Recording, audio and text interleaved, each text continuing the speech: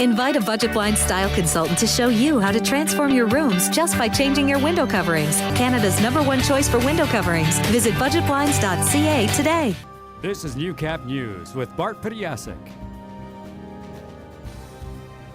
Good evening. The government of Saskatchewan has reaffirmed its commitment to helping the mentally and physically disabled in Lloydminster, as the province has renewed its funding agreements with 3 community-based organizations in need.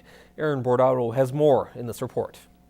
It is really organizations like yours in our communities that help support our vision for making Saskatchewan the best place to live, work, and raise a family. Saskatchewan MLA Colleen Young announced some significant funding improvements.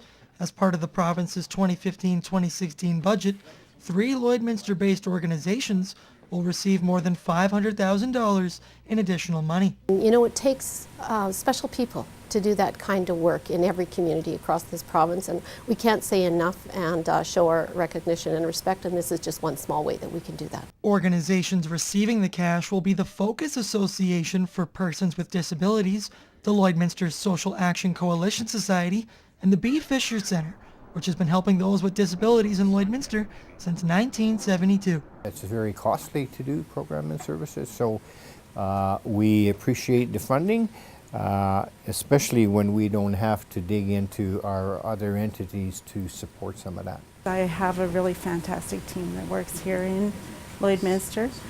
We have a team of approximately 10 staff. A lot of those staff, this is a secondary job, and it's because of their dedication to families and wanting families to be stronger that they actually take on it as a second job. So on behalf of the government of Saskatchewan, on behalf of the people of Saskatchewan, I thank you very, very much for the ongoing care and support you give to the citizens of Lloydminster. The renewed funding will continue allowing those with disabilities to interact with staff and volunteers while checking out job opportunities and receiving employment counseling. We provide 24/7 service, so it goes into housing, it goes into employment supports to people with developmental disability, community access, recreation, transportation, pretty much anything that's required. The commitment from the government comes at a time when economic futures aren't so certain. There's the need to continue, even in the downturn in the economy, to support the most vulnerable in our society. Erin Bordado, Newcap News.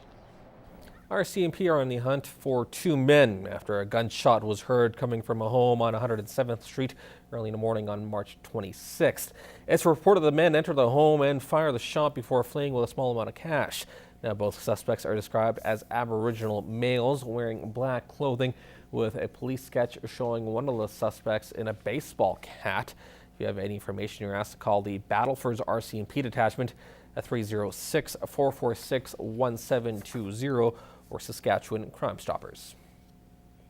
Well, tomorrow morning, the City of Lloydminster will lay to rest one of its most dedicated service members.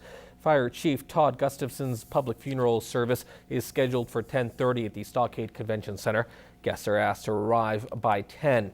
Certain public buildings will be closed during the morning so staff can attend the service, including City Hall, the Operations Centre, the Cultural and Science Centre, and the Civic Centre, and the Community Services Department. The service will conclude with a procession from the Stockade Centre south into downtown on 50th Avenue and circles around to Fire Hall number 1 before heading off to a private burial. The official count has begun in the border city as of April 1st. The census will collect information on how many people reside in town in order to help build future roads and neighborhoods. This time in 2013, we only had 5,300 population to date, so we're already beating that by 1,000. So. Coordinator Amy Smart says the census was sent to about 13,000 households with instructions to complete it online and it has been effective so far. There are just under 6,400 people counted for population-wise, so that's pretty good. That equates to about 18% of the numbers that we've collected. The process involves getting a personal PIN number on your door that you can use to log in and answer 6 questions. These include a number of residents in your home, their ages, and how you travel from home to work. For less savvy residents, someone will come to your door after April 16th.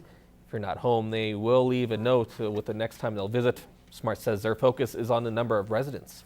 For every person counted, it helps to contribute to grant funding that we receive from the provincial government. So for every person that we have, they contribute approximately $200+.